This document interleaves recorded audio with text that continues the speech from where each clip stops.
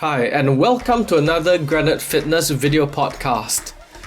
Today's topic is the relationship between body image and shame. So today we'll be talking about yet another psychology-related issue, shame, and we will attempt to relate it to poor body image.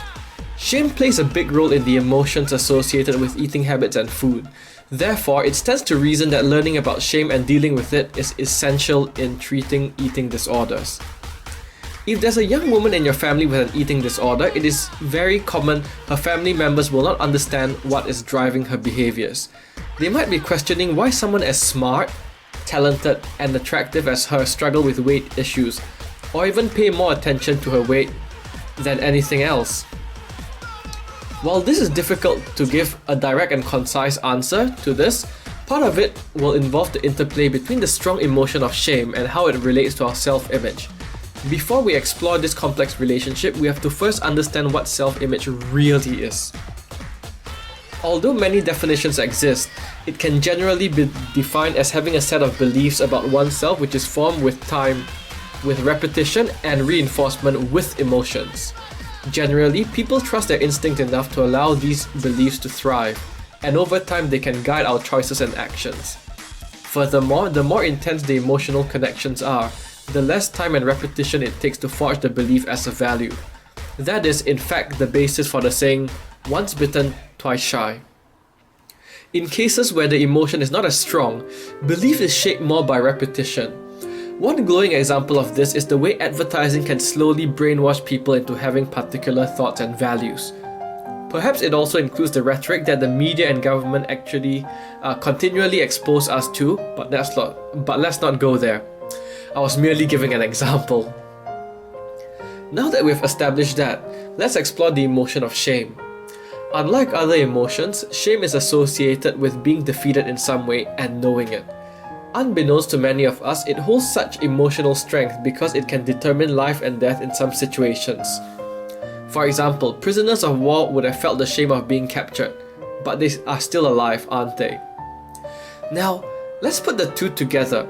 In reality, the link between shame and any perception of body fat or weight gain can be unconsciously learned and developed to the point that they intertwine, resulting in poor body image.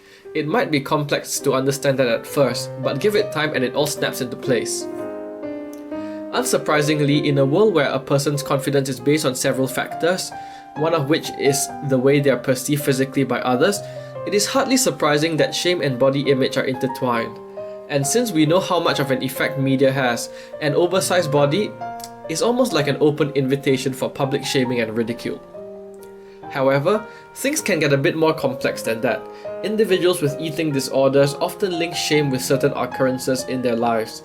They often report feeling fat as soon as they experience a disappointment, rejection, or any other social force that is stressful to them. They'll feel this way even if they have lost weight. In the world of psychology and psychiatry, professionals have acknowledged that there is a genetic or biological factor when it comes to depression, anxiety, and the predisposition to associate shame with other facets of their life, including the amount of body fat they may carry.